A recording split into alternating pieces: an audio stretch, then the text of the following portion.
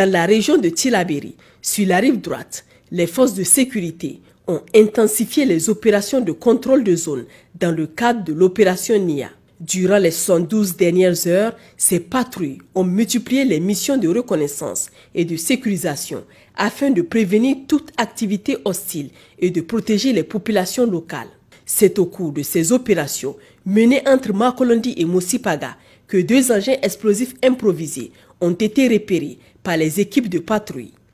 Les dispositifs, soigneusement dissimulés pour causer des dommages aux convois militaires et civils, ont été immédiatement signalés et une équipe spécialisée du génie militaire a été dépêchée sur place.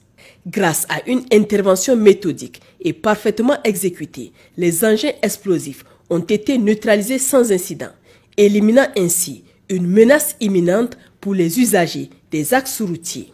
Dans le cadre de l'opération Damessa, conduite sur l'ensemble de la région de Dosso, une tentative de sabotage du pipeline a été neutralisée grâce à une intervention prompte des forces de sécurité. Dans la nuit du jeudi 15 au vendredi 16 mai 2025, une reconnaissance aérienne a identifié 4 individus en train de creuser un trou à proximité du pipeline, manifestement dans l'intention de commettre un acte de sabotage.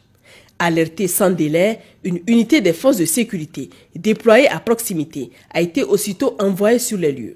Toutefois, les assaillants, probablement informés de l'approche des forces de sécurité, ont réussi à s'exfiltrer à moto en direction du Nigeria avant l'arrivée de l'unité d'intervention. Une poursuite a été immédiatement engagée, mais les malfaiteurs ont réussi à s'évanouir dans la nature en traversant la frontière. Malgré l'exfiltration des suspects, la tentative de sabotage a été efficacement contrecarrée.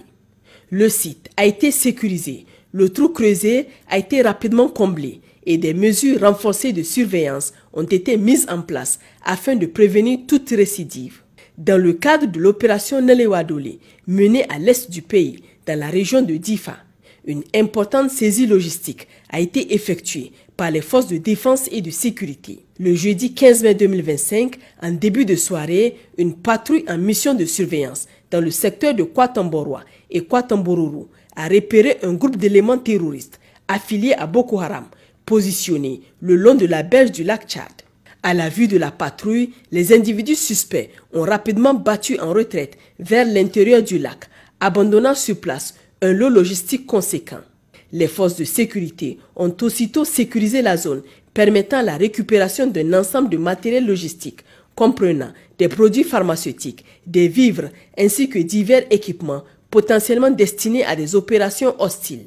Cette saisie constitue un revers majeur pour les groupes terroristes opérant dans la région, privant ces derniers de ressources essentielles et portant un coup significatif à leur capacité de ravitaillement. Par ailleurs, des dispositions ont été prises pour intensifier la surveillance des voies d'approvisionnement le long des berges du lac. Au nord du pays, dans la région d'Agadez, les forces de sécurité ont intensifié leurs opérations dans le cadre des actions de sécurisation et de contrôle des flux transfrontaliers. Le jeudi 15 mai 2025, aux environs de 21 h, une patrouille a intercepté un véhicule suspect à proximité du poste militaire de reconnaissance d'Ehidohour à la frontière tchadienne. La fouille approfondie du véhicule a permis la découverte de 14 boules de cannabis soigneusement dissimulées dans une roue de secours ainsi que 4 cartons de chicha, 60 litres d'essence et 4 téléphones portables.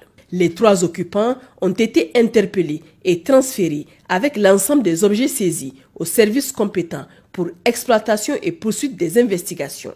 Pendant ce temps, à environ 18 km au sud-est de Madama, une unité stationnée dans la zone a porté assistance à une vingtaine de personnes en difficulté. Ces dernières ont été retrouvées à bord d'un véhicule de type Tundra en panne, visiblement épuisé et en situation de vulnérabilité. Les éléments de la patrouille ont prodigué les premiers soins et assuré une réhydratation sur place avant de procéder à leur transfert vers Madama pour un suivi complémentaire. Le lendemain, vendredi 16 mai, les unités de sécurité engagées dans les opérations de regroupement des migrants rapatriés depuis l'Algérie ont accueilli à Assamaka un total de 1481 ressortissants nigériens, dont 1311 hommes et 170 femmes.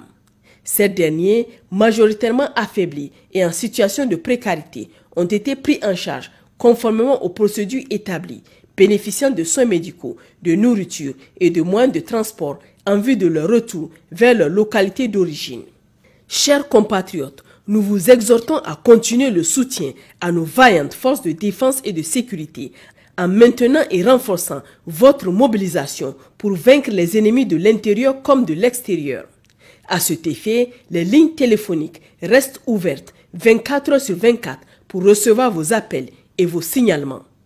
Pour les forces armées nigériennes, le 40-40. Pour la gendarmerie nationale, le 40-00. Pour la garde nationale du Niger, le 280. Pour la police nationale, le 83-83. Vive le Niger libre et souverain. Vive les forces de défense et de sécurité. Vive les citoyens résilients et engagés.